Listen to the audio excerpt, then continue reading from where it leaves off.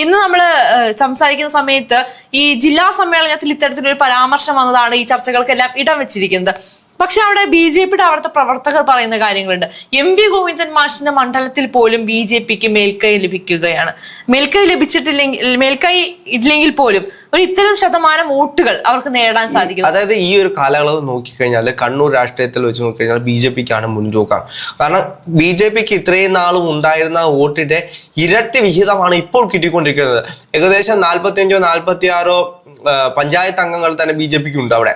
അപ്പൊ അങ്ങനൊരു അവസ്ഥയിലേക്ക് വരുമ്പോൾ ബി.ജെ.പി അവിടെ ശക്തമായിട്ടൊരു പ്രാതിനിധ്യമായി വളർന്നു വരുന്നുണ്ട്.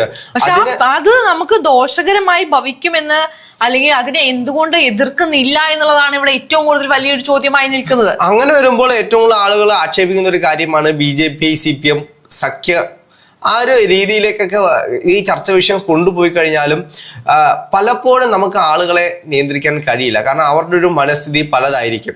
ഇന്ന് CPM പിന്തുണയ്ക്കുന്ന പലരുടെയും ഐഡിയോളജി ആയിരിക്കത്തില്ല നാളെ.